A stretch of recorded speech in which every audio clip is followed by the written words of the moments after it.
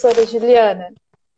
Acho que a gente já pode começar, né? Eu tinha te perguntado como é que você tá.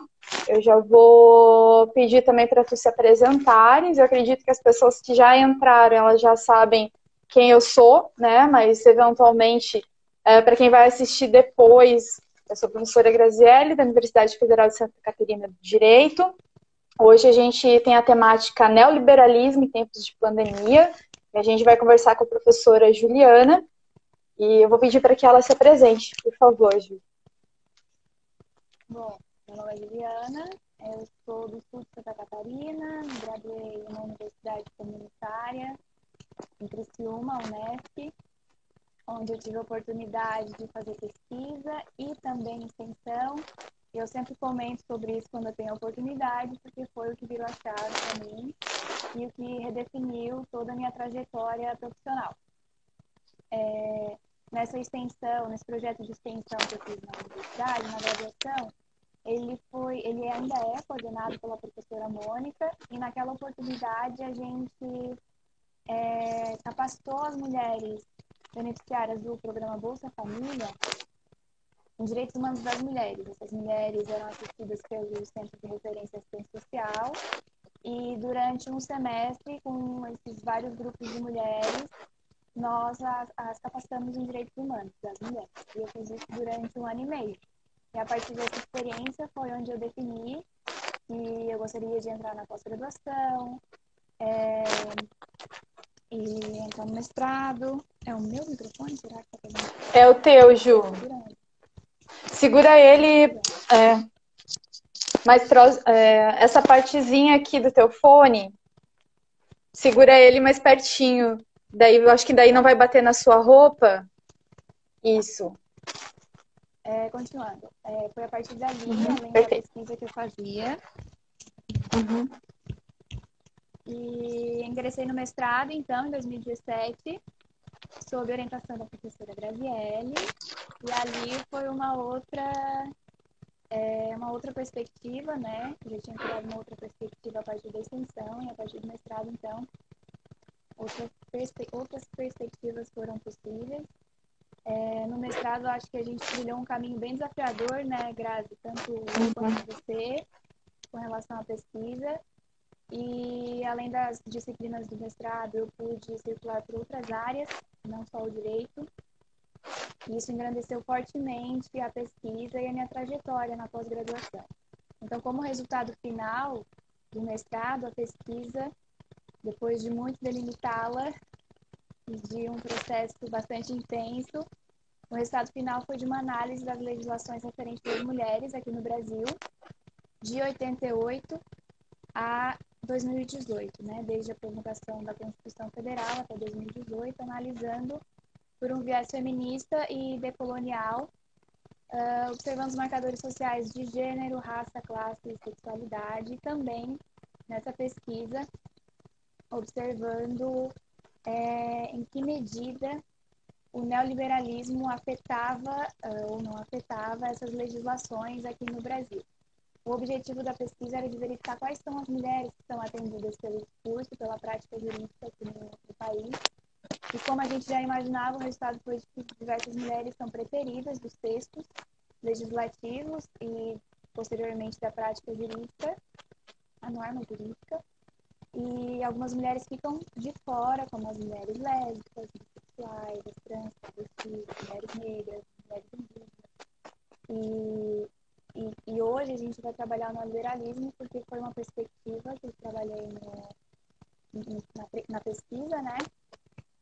Como uma forma de verificar lá na dissertação que os movimentos sociais feministas, que são os que geralmente trabalham para que essas legislações sejam elaboradas aqui no Brasil, se eles caem ou não em armadilhas, né? Então, como uma medida de observar as armadilhas do sistema político neoliberal, político econômico, dos movimentos feministas, dos movimentos negros aqui no Brasil.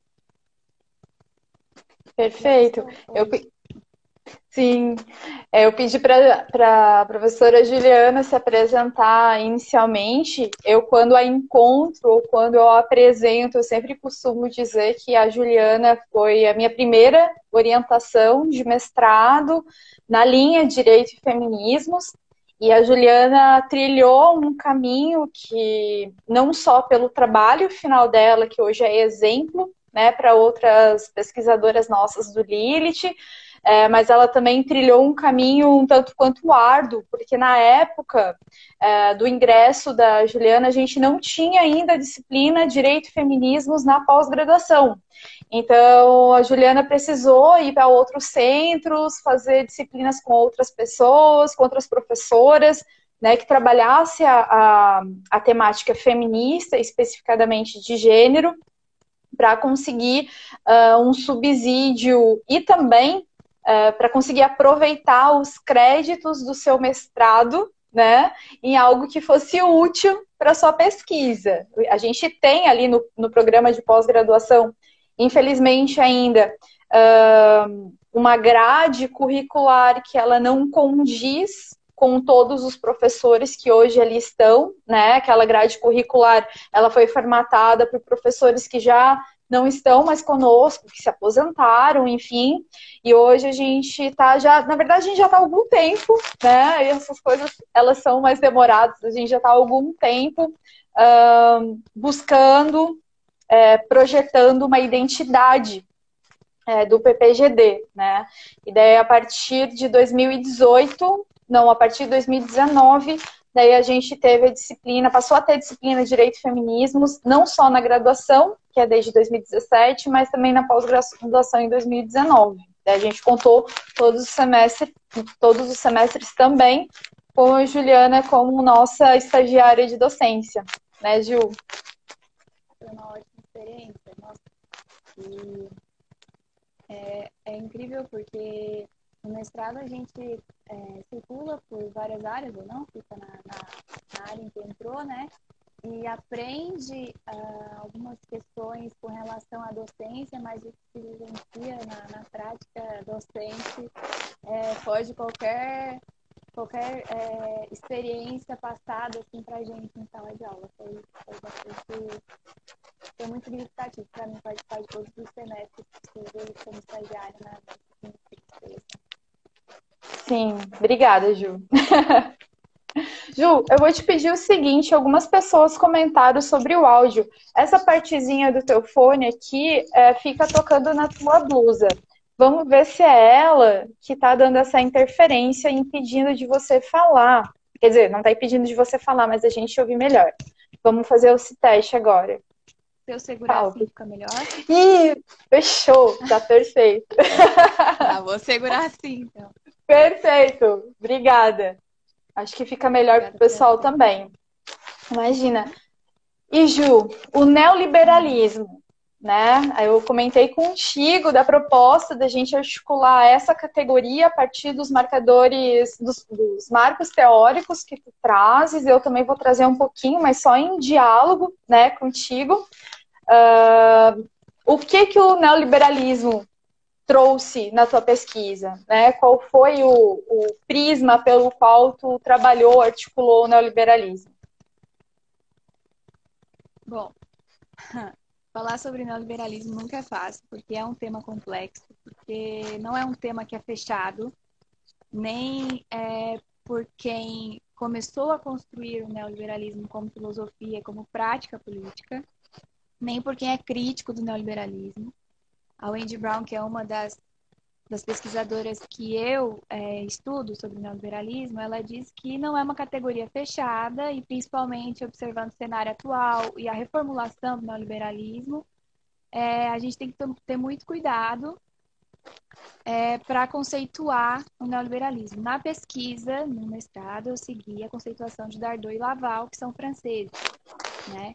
Observando a trajetória teórica de autores e autoras latino-americanas que já trabalhavam dentro dessa perspectiva de crítica ao neoliberalismo. Aqui a gente tem o Grossfogel, a gente tem um economista mexicano que se chama de sobrenome Barra, e outras outras considerações desde os anos 90 apontando para uma nova ordem mundial política e econômica, né, através dos autores latino-americanos e das autoras latino-americanas. Na pesquisa, tratando especificamente sobre neoliberalismo, eu trabalhei com Dardot e Laval. Agora, mais recentemente, tenho trabalhado bastante com os escritos da Wendy Brown. E eu acho que é Uhum. importante, antes de a gente chegar no neoliberalismo, falar que para existir um neoliberalismo, existiu um liberalismo, né?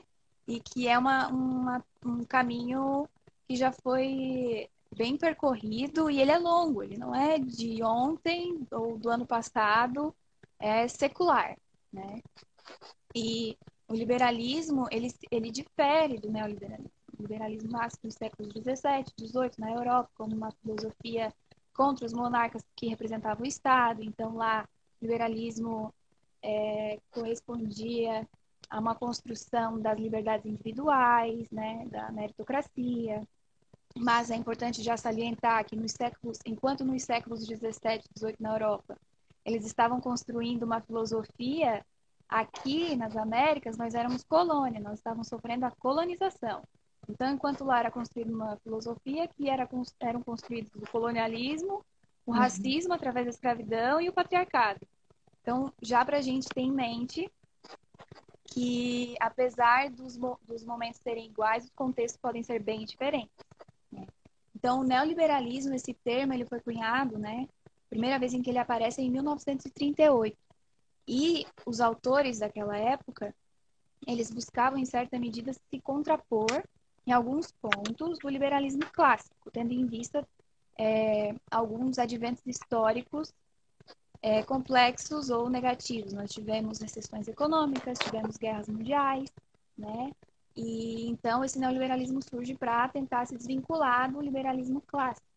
Por isso também que é importante salientar que há uma confusão sobre liberalismo e neoliberalismo, principalmente por lideranças políticas brasileiras, porque a gente tem que frisar aqui que liberal nos Estados Unidos significa uma coisa e liberal aqui no Brasil foi deturpado, significa outra. Então, nós tivemos, principalmente em 2018, alguns candidatos falando que eram liberais na economia e conservadores nos costumes. Ou a pessoa estava jogando para a plateia, ou a Não pessoa dá não certo. entende, né? Ou não entende o que é liberalismo.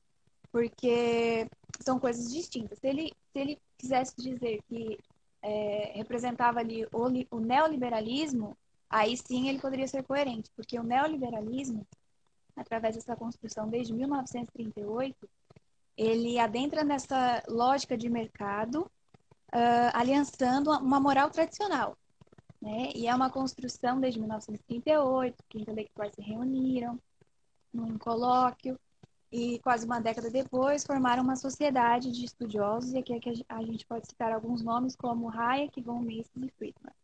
E a partir da construção deles, então, a gente tem o neoliberalismo. E como exemplo dessa filosofia, em termos práticos políticos, nós temos o Chile de Pinochet, em 1973, que inaugurou as práticas políticas e econômicas neoliberais. Nesse momento, com o esvaziamento do Estado Social, com a privatização dos serviços públicos, né, com o estrangulamento dos direitos dos trabalhadores, em 1973. Então, é um exemplo bem típico das práticas daquele momento neoliberais. E a gente viu o Chile explodir em mobilização social no ano passado, por exemplo, porque não aguentaram mais esse austericismo que a gente chama, né? Logo depois do Chile teve a Margaret Thatcher, do Reino Unido, e o Ronald Reagan, dos Estados Unidos. Ali eles aplicaram o neoliberalismo de forma feroz também. E aqui no Brasil a gente pode se referir aos anos 90, com os governos dos Fernandos, com as privatizações das estatais. Ah, mas na ditadura militar não teve neoliberalismo? Bom, de acordo com dados e fatos, com dados oficiais, os Estados Unidos estavam por trás das ditaduras no Cone Sul e o que predominava lá era o neoliberalismo, então as coisas estão conectadas. Né? E com as privatizações dos anos 90 aqui no Brasil, com os governos dos Fernandos, um exemplo que pode ser citado é a Vale. Né? E para lembrar da Vale, que foi privatizada, lembrar de Brumadinho e de Mariana, o que aconteceu lá. E aí a gente chega no neoliberalismo que a gente vai tratar hoje, que é aquele discutido e repensado a partir da crise econômica de 2008. Né? A partir da crise econômica de 2008, que desponta nos Estados Unidos com a crise imobiliária, alguns autores e algumas autoras começam a questionar esse neoliberalismo como sistema político-econômico, não só como um sistema político-econômico, mas como uma racionalidade, né? Que a gente trabalha, que a gente vem trabalhando, que atinge diretamente as subjetividades, as relações sociais, que enfraquece as relações sociais, ou que constitui as relações sociais, né, as estruturas sociais e tudo que é social. E essa é uma construção que já vem do neoliberalismo lá desde 1938, esse ataque ao social, ao político, à política, mas que se intensifica a partir da crise de 2008. Inclusive, a Wendy Brown fala que a crise de 2008 foi a chave de virada para a direita no mundo, né? E que a partir daí surge toda uma racionalidade neoliberal que serve como base, mas não somente, para a ascensão da extrema-direita em vários locais. Né? A partir dessas práticas neoliberais que atinge o íntimo de cada pessoa, que a lógica de mercado adentra a subjetividade das pessoas de modo que elas passam a viver como se fossem empresas, né? E os coletivos são fragilizados. E eu acho que um exemplo disso, por exemplo, é o ataque aos sindicatos, né?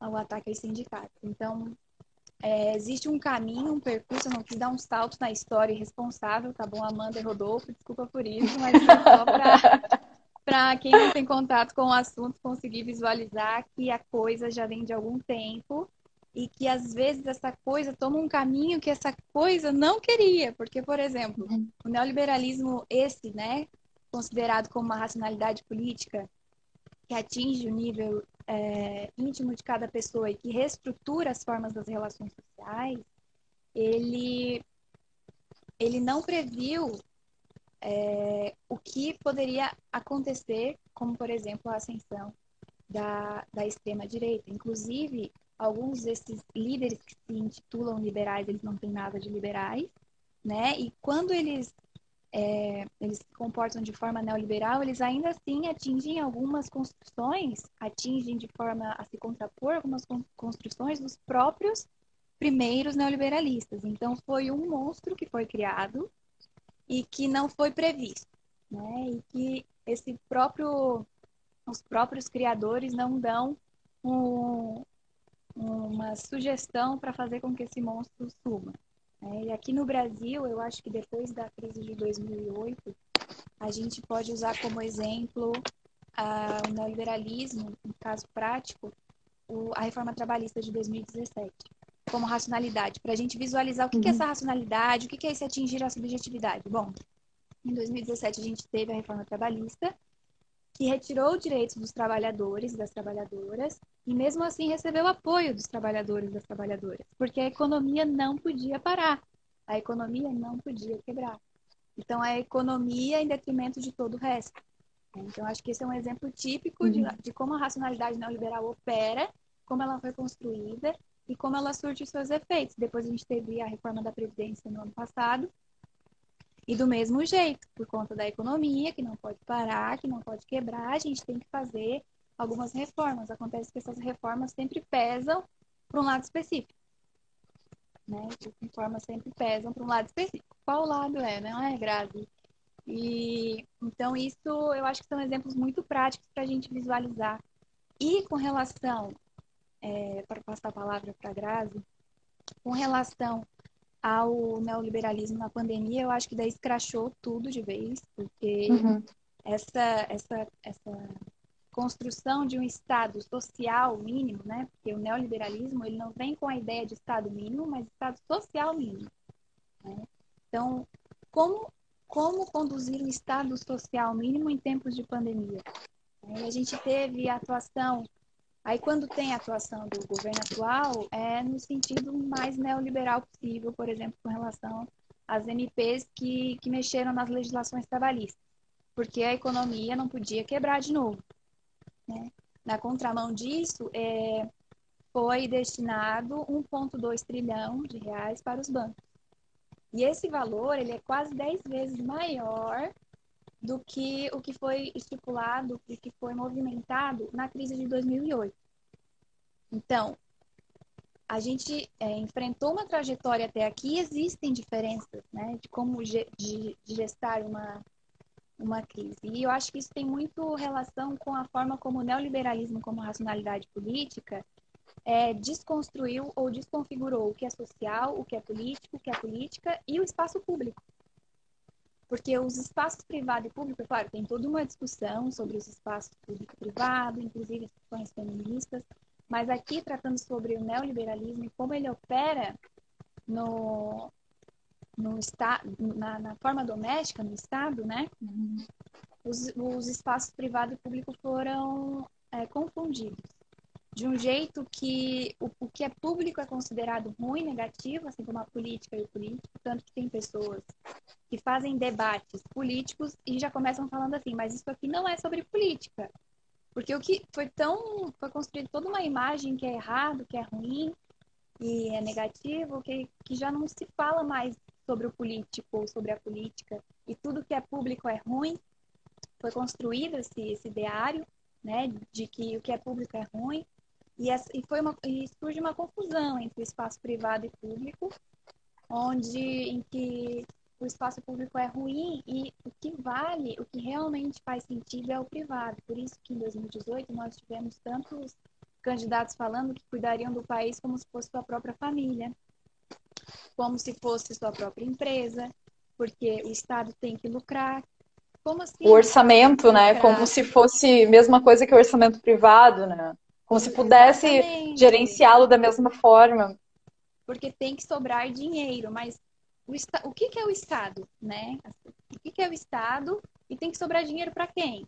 Por que tem que sobrar dinheiro, né? São questões que a gente faz diante dessas afirmações de determinadas lideranças políticas. Então, quando, por exemplo, o privado e o público foi tão confundido, a gente já observa isso desde o impeachment da Dilma, por exemplo, que os deputados votavam favoravelmente ao impeachment, dizendo que estavam fazendo aquilo pela família deles. A coisa pública foi totalmente confundida. Então, quando é tão confuso assim, quando um governante utiliza do espaço público para o seu bem privado, as pessoas já não ficam alarmadas, porque é assim mesmo, não é assim, não foi sempre assim, né? Não tá tudo bem se ele utilizar de instrumentos do Estado ou do espaço público para resolver questões do âmbito privado da família dele, porque os dois espaços foram confundidos. Isso tem relação total com essa racionalidade neoliberal que faz com que as pessoas pensem que o Estado é ruim, que o público é ruim. E nesse tempo de pandemia, que é tão delicado, tão sensível, que a gente não sabe ainda como lidar, né? Porque nós estamos dentro da situação. Eu acho que a gente tem que ter muito cuidado, assim, né? Porque, por exemplo, no Brasil, se não fosse o SUS, que é um sistema de saúde público, eu não sei o que seria da população brasileira, né? Aí, às vezes, as pessoas querem comparar o Brasil com a Suécia. E daí tem os estudos decoloniais, né? Nós não somos. Exatamente.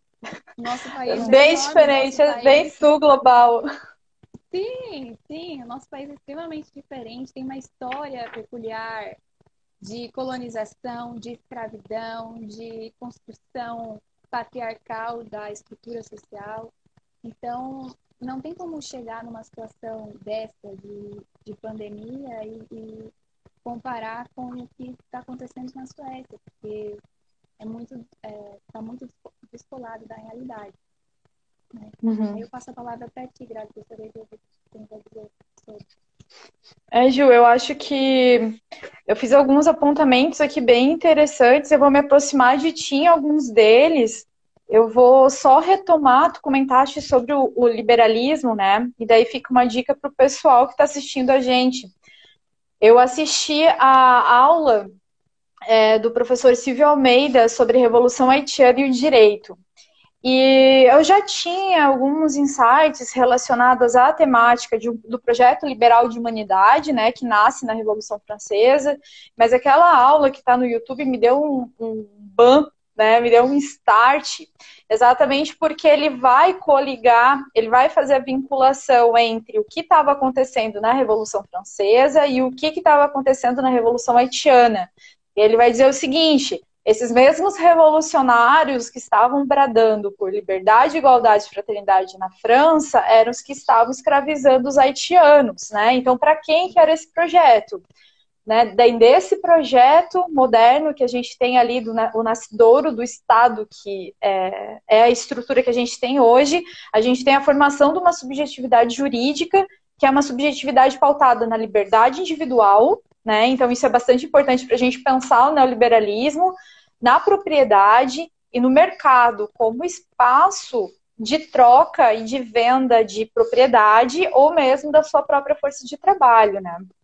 Então, eu acho que quando trazem o liberalismo, desculpa, eu sempre me lembro do Silvio Almeida dizendo assim, tá, mas o que os franceses estavam fazendo, né? Não estavam só defendendo ideais. Que ideais, na verdade, liberais eram esses, né? Que estavam sendo bradados ali e erguidos nesse discurso. Quando tu falas, né, de neoliberalismo e da lógica de mercado, nessa concepção também conservadora, eu já li textos que vão vincular essa lógica de mercado com uma concepção conservadora, até como um mecanismo de estruturação mesmo do que a gente está vivendo hoje. Mas tem alguns outros autores e autoras que vão mencionar sobre a cooptação, inclusive, de pautas dos movimentos sociais para o ideário capitalista, né? Que daí vai ter essa abertura, digamos assim, né? Não tão aberta, mas vai ter uma abertura ao novo, né? Ao novo bem entre aspas, assim, ao que seria considerado marginal. Então a gente vai ter, acho que, se eu salvo engano, é a Berenice Bento que vai falar em pinkwashing, né? Que vai ser estados como o Estado de Israel, que vai dizer que são estados ativistas no campo do movimento LGBT, mas em contraprestação, né, como um contraponto, estão dizimando aí os seus vizinhos e nessa guerra infindável que a gente vê, subsidiados pelos Estados Unidos. Então, existem algumas pautas do que a gente pode colocar como o que seria o novo ou em contraponto com o conservador, com a lógica de mercado, até porque a lógica de mercado ela vai se abrir, né? Ela vai se abrir para a ideia mesmo de consumo. Isso é consumível, isso é capitalizável, né? Venha que a gente vai cooptar. É uma discussão muito grande que a gente vê nos movimentos sociais. E essa questão, né, do sul global. Eu estava conversando com algumas alunas da UFSC e elas estavam falando, mas lá no Canadá, por exemplo, a questão do aborto, ela já é constitucional, por que aqui não é? Então, tem, né, vários fatores que a gente pode colocar para tentar explicar isso, mas é importantíssimo que a gente se localize, isso eu sempre falo, como sul global. O sul global, numa ordem capitalista, é a que vai vender a força de trabalho, e isso inclui uma força reprodutiva também, o corpo das mulheres, a um baixo custo ou uma situação análoga à escravidão. Então, somos nós que vamos produzir ou reproduzir a vida para uma lógica capitalista, né? Para que se mantenha a estrutura desenvolvida do norte global. Então, fazer essa referência com o norte global, para mim, ela é irresponsável. Não tem como ficar vinculando o nosso país da nossa realidade a países do norte global. E tu comentaste sobre os Fernandos, né, a instalação do neoliberalismo aqui no Brasil. Tem um documento, eu posso estar errada no número, mas é um documento eu acho que é o documento 519. Os alunos da professora Janine que me falaram numa aula dessa, que é um documento que advém do Banco Mundial, que mostra como que deve ser a implantação da estrutura, de uma estrutura eficiente para o Poder Judiciário brasileiro. Então, nós estamos seguindo bem essa cartilha do Banco Mundial. Eu vou até pesquisar e depois deixo essa informação para as pessoas que estão assistindo a gente. E com relação a essa racionalidade, né, tu trazes a partir desses autores e dessas autoras que tu nominaste, eu trabalho, como eu comentei contigo já, o pensamento neoliberal, ou na verdade uma psicopolítica, que vai ser chamada pelo Byung-Hun, e ele vai fazer uma vinculação com as técnicas de dominação que são trazidas por Foucault, que se representam essa estruturação social, estruturação do Estado, e fazendo um gancho de Foucault, que ele também vai falar sobre técnicas de dominação de si, né? Aí que o Byung-Hun vai trazer essa psicopolítica que vai ser o neoliberalismo. Então é essa ideia de dominação de si, né? Acaba havendo uma desconexão do sujeito da sua própria realidade, ou seja, ele se desconecta da sua comunidade, ele se desconecta do próprio corpo, que ele não enxerga quem ele é, né, conforme os marcadores sociais e como ele é tratado no meio social. E ele assumindo essa lógica de empreendedor de si, de privado, ele entra numa corrida imaginária de concorrência não só com os outros, mas também consigo mesmo. Então, no momento que, por exemplo, no final de semana, que você deve ter o seu lazer ou estar com a sua família, estar com seus entes queridos, você vai estar pensando em fazer um workshop para você ultrapassar os seus limites, porque você tem que saber mais e superar tudo que lhe impede de alcançar os seus objetivos, né? Então, fica além de uma concorrência com o empreendedor de si mesmo, é isso aí que a Nay falou. Além de uma lógica, né, de concorrência com o outro, é uma concorrência consigo mesmo, né? Desrespeitando seus próprios limites, não reconhecendo isso. Então, Pode falar, pode falar. Nesse último livro que eu li da Aline Brown, que se chama As Minas do Neoliberalismo, ela fala que os instrumentos foram criados pelos humanos numa forma de diminuir os próprios humanos, né? Então, esses instrumentos políticos, econômicos, normativos, eles são, daí sim, ela traz Foucault na obra, eles são criados numa perspectiva de que acaba diminuindo o que é o humano, o que é a vida humana, o que é sentir, se relacionar, o que se deixa afetar ou não. E daí eu lembro, por exemplo, como uma aliada à racionalidade neoliberal, a gente tem uma mentalidade colonizada aqui no Brasil, né?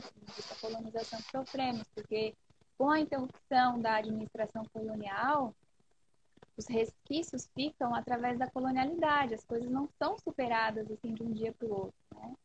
Então eu lembro muito dessa situação, que é a seguinte: enquanto na Itália ou na Espanha estavam morrendo 800 pessoas por dia, os brasileiros estavam comovidos.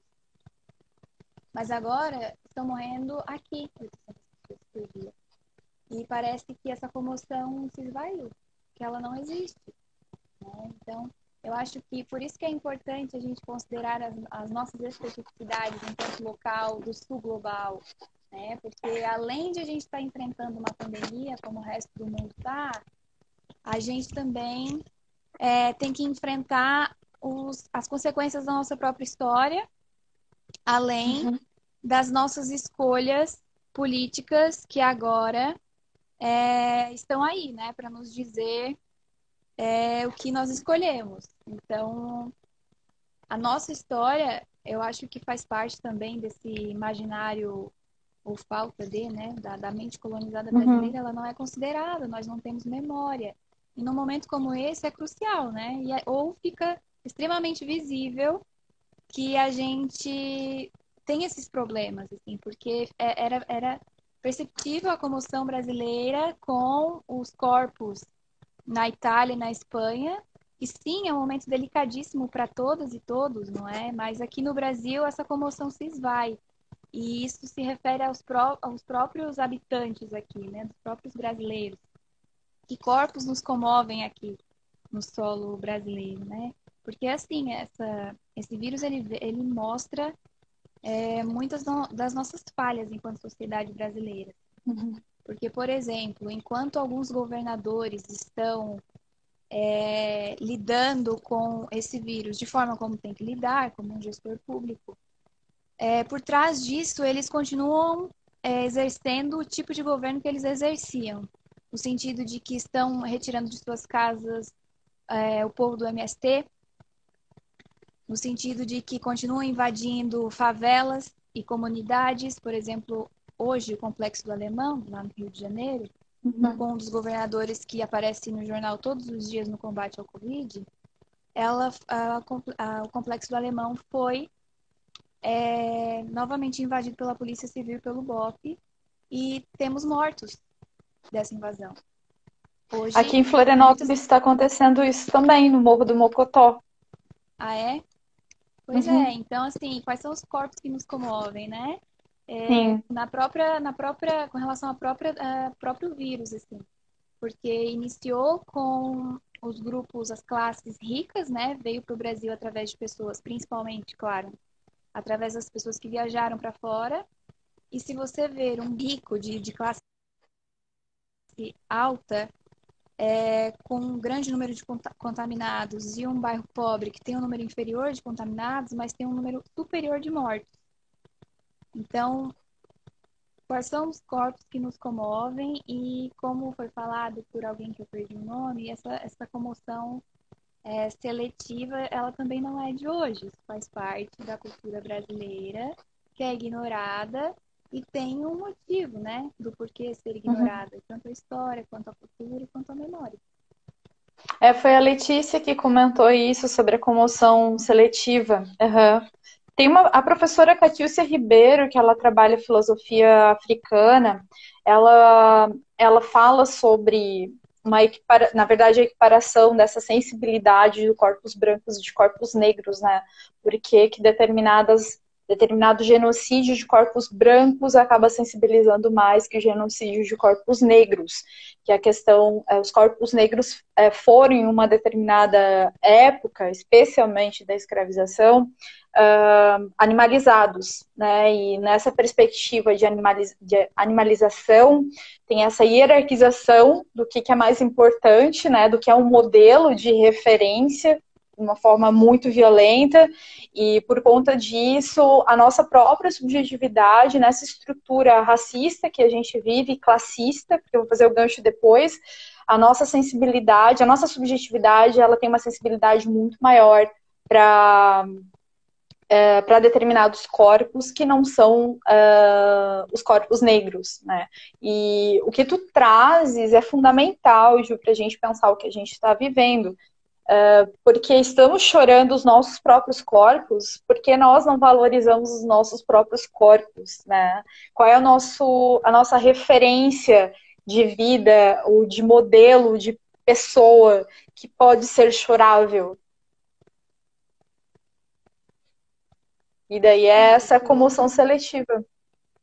Isso é um reflexo que eu entendo que não seja perceptível para muita gente, mas é um reflexo da colonização, né? Porque parece, quando a gente fala em colonização, é uma historinha que a gente aprende lá na escola e que foi assim mesmo, e que tinham vestidos bonitos e, sei lá, perfume, né? E não foi assim. A forma como nos é passado em alguns locais, ou na escola, ou através de novelas, por exemplo, o que foi e não é assim. A escravidão muitas vezes é romantizada. Inclusive, essa semana eu vi uma pessoa, uma mulher, tentando relacionar as marcas da escravidão com marcas na alma, fazendo uma relação com a situação atual. Ela falou sobre as algemas, que na época os escravos utilizavam algemas, e daí agora as pessoas às vezes utilizam algemas na alma. Uma coisa assim, são absurdos que a gente vê Sim. de pessoas que influenciam milhões de pessoas, Uhum, uhum. e fica por isso mesmo, porque, enfim, a nossa história é muito complexa, né? E isso também reflete na nossa democracia, que é muito recente.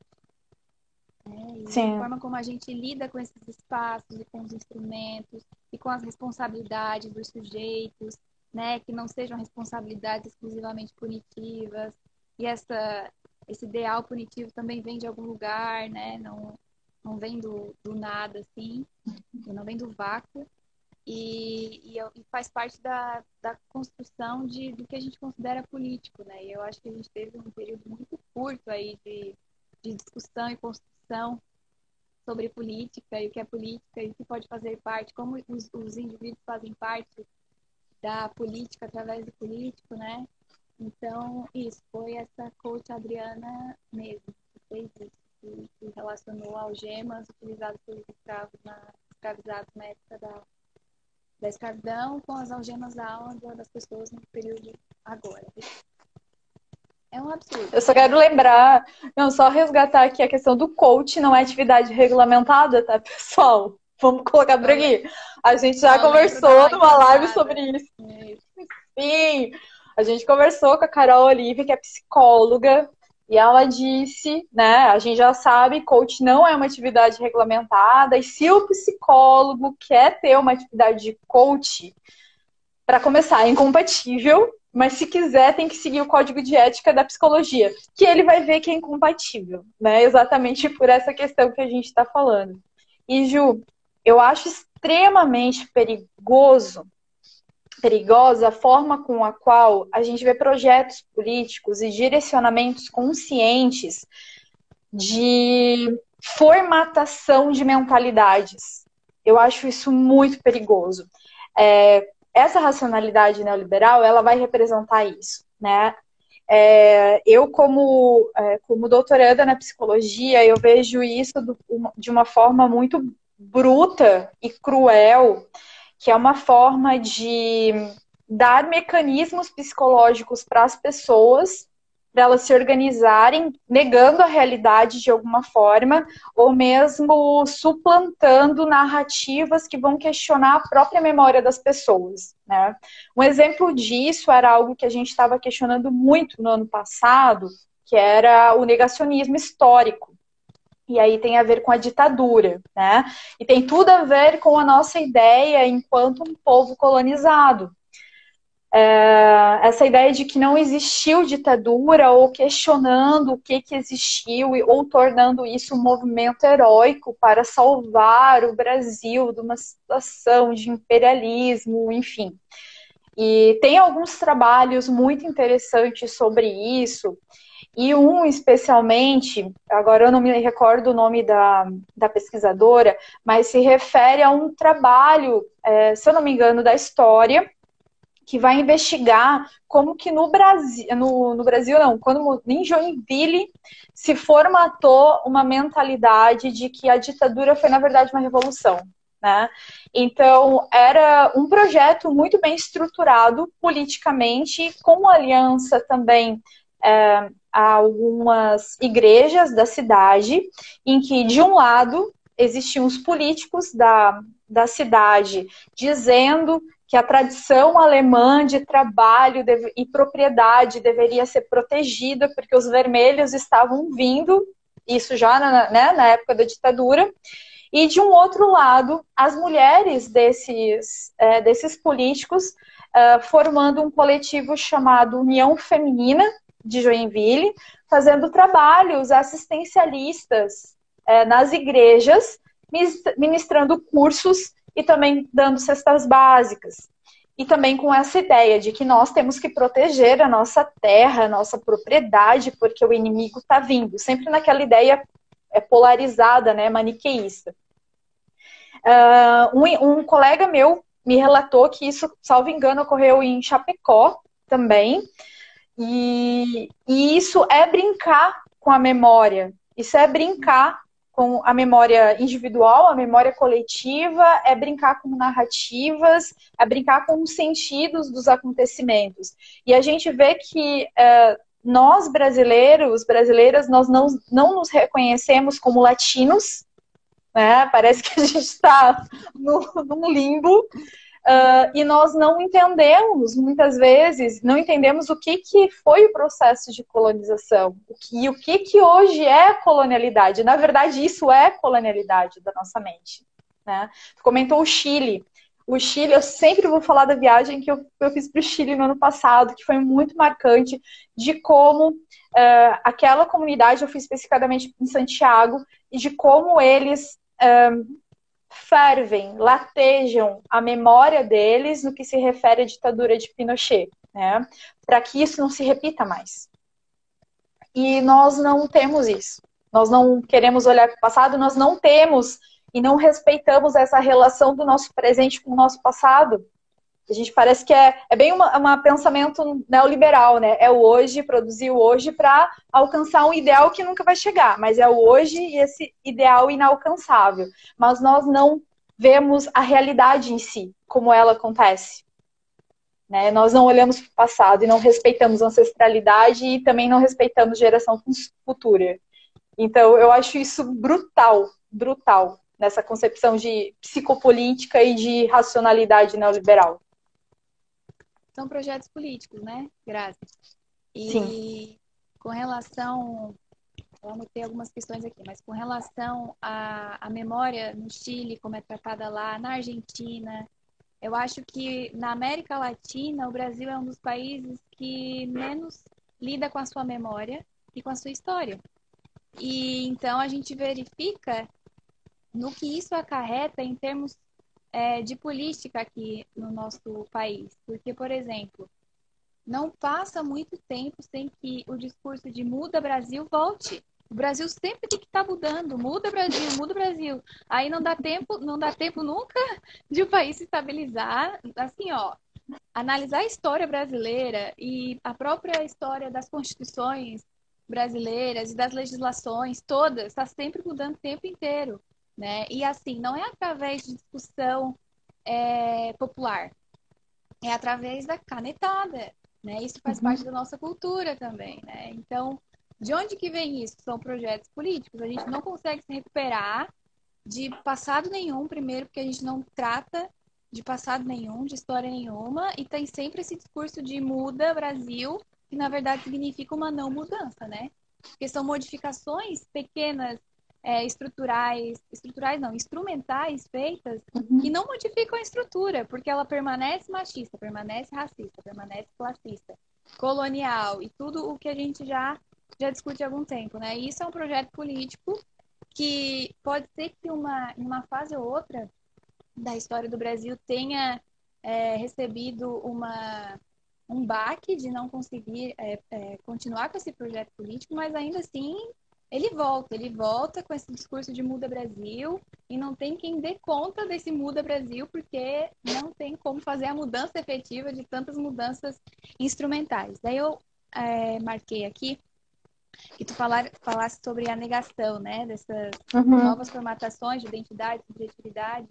Eu acho que a negação, ela também faz parte de um projeto político, e a Wendy Brown fala nesse último livro dela que, além da racionalidade neoliberal, outras questões estão envolvidas para, por exemplo, a ascensão da extrema-direita em alguns locais do globo. Daí aqui eu não falo só de Brasil e de Estados Unidos, porque sim, falamos de Brasil, mas não somente Hungria, Polônia, e ela fala que a questão como ressentimento, além da negação, e claro, a questão religiosa, são muito visíveis, né? Ou a gente consegue analisar através dessas questões as ascensões, porque o que é o ressentimento que ela traz? Essa raiva, essa tristeza de alguns grupos que se viram preteridos nos últimos anos em algumas políticas de governo ou políticas públicas. Por exemplo, aqui no Brasil, tanto quanto nos Estados Unidos, alguns grupos conquistaram alguns direitos, tiveram mais visibilidade, população LGBTI, as mulheres feministas, o movimento negro, né?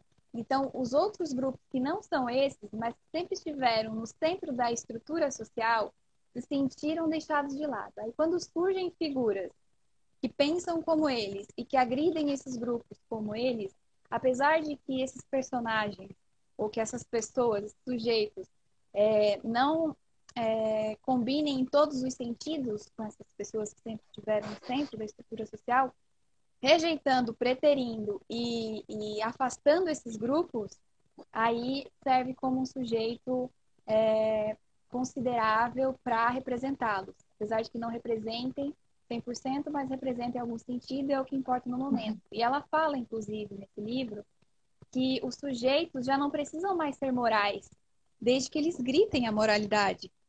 E, nossa, a gente tem exemplos perfeitos, como o presidente dos Estados Unidos e o presidente do Brasil.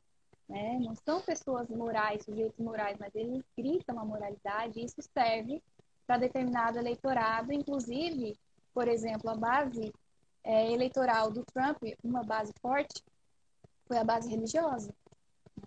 E aqui no Brasil também.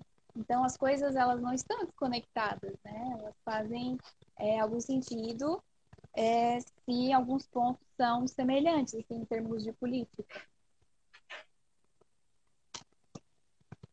É sofrível a gente ver exatamente no momento de pandemia um projeto desse desmantelando as estruturas mínimas que a gente tinha de garantia de direitos fundamentais. Mínimas, né? Falasse sobre a reforma trabalhista e também a gente teve a reforma previdenciária. É importante colocar que se hoje se tem esse temor da quebra da economia, é exatamente porque o Estado ele não provê o mínimo para a seguridade de empresas e seguridade também das trabalhadoras e dos trabalhadores, porque o Estado se enxugou tanto que tornou privadas essas relações. E agora o Estado tem que salvar? Pera, como é que fica? Exatamente porque não há um respaldo estatal para isso. E, por exemplo, né, quem são as pessoas nos Estados Unidos que estão morrendo? Porque aqui nós temos o SUS. Lá o sistema de saúde é privado, né? É preciso seguro para a pessoa ser atendida. Lá quem está morrendo são os negros e os latinos. Né? E daí, Sim. por isso que a gente não pode generalizar a pandemia em todos os locais, em todos os países, porque cada país tem a sua peculiaridade. Né? Aqui no Brasil, não é a idade que está sendo o diferencial para verificar quem mais morre de Covid. É a classe social e a raça, não é? Então, são questões que... Por que são diferentes? Ora, porque a realidade de cada país é diferente. Por isso que não se deve comparar com a Suécia.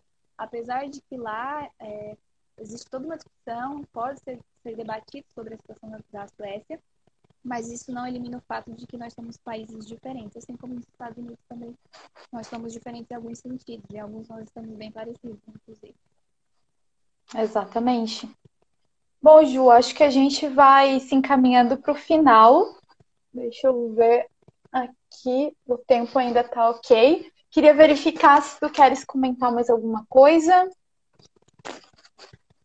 Fazer uma piadinha de final, né? Perguntar para o 02 se agora já é favorável para comprar dólar ou se a gente tem que esperar mais um pouco para comprar dólar, né? Porque se é tudo pela economia, o que é que está acontecendo, não é mesmo? Se preparem, porque Exato. o que vai vir pela frente é algo que nós não estávamos preparados e o que a gente tem aí de administração pública é tão preocupante quanto a